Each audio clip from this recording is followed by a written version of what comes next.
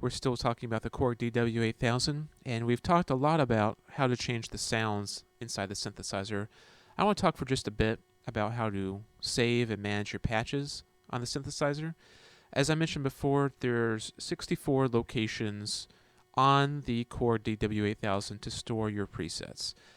Mine came from eBay, and I don't know if the person before me had all factory patches or if they made their own, but they're pretty good sounding, kind of vintage 80s sounding stuff. I've overwritten a few of them with my own sounds, and I use a few of the other ones to kind of go off of when I create my own patches. I'm sure we all have our own kind of procedures for making our own sounds, but I want to tell you some of the best practices I've found for keeping and managing your presets.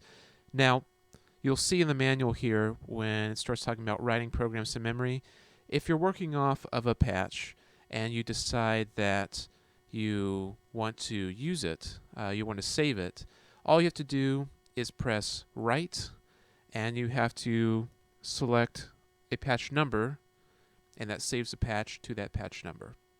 Now, it's pretty simple to do that, but the thing is, you're sometimes wondering, well, do I want to overwrite the patch I'm on? Do I want to overwrite a different patch? I want to make sure I don't lose a sound that could have been a good starting place. There's a few different things you can do. Number one, a lot of people have MIDI utilities where they do dumps of MIDI presets to their computer where they can store it. If you've got this, I'm sure your preset storage is limitless for any hardware synthesizer. That'd be pretty cool. I'm not going to go into that because I don't honestly know how to, and I'm sure there's a lot of other videos on YouTube you can find. People back in 1985 used, as I sort of alluded to earlier, scroll. Where was this? There was an old method for saving presets. I just want to show you because of how involved it was. I think it's actually kind of funny. Tape saving procedure. So tape interface. On the back, there is all these kind of data ports and a whole procedure to go through. You could actually save it like on a boombox or any tape recorder. It gives you all this kind of step-by-step on how to do it.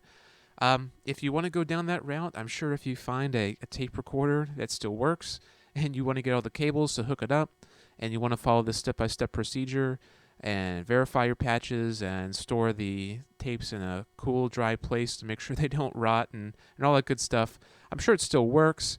Again, to me, that's a little bit too involved. I haven't gotten into that 30-year-old method of storing computerized data. No, for me, what I did, and I'm just putting this as a video to maybe it's inspiration for you. I am the kind of person who will start with a preset, mess around with it some, get to the sound that's kind of in my head, and then if I really like it, I want to store it someplace, and I want to know it's stored in a place that it's fine if I overwrite the preset that I'm overwriting.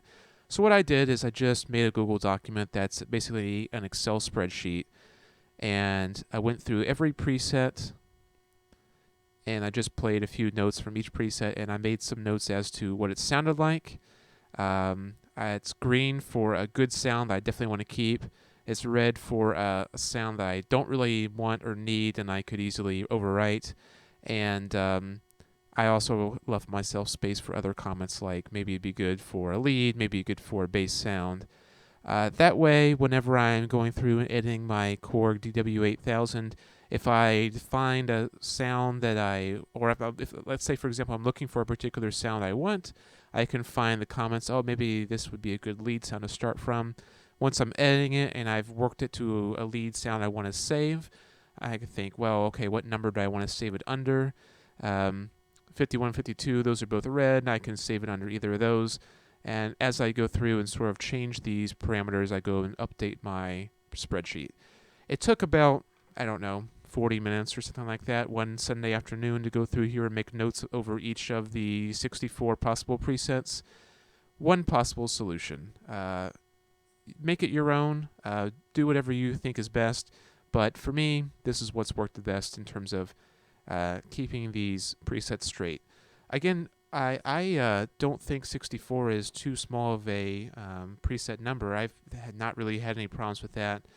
And again, I've used it for about a year now. It's 30 years old, and I've never lost a preset. It seems to always keep it. I don't know if I'm going to have to eventually replace the memory battery or anything like that, but hey, it's working so far so good. So we'll keep on, and the next video you'll see is actually the last video of the series. But we'll keep going into the world of computers and talk about how to start integrating this vintage synthesizer into your digital audio workstation. Thanks again for watching.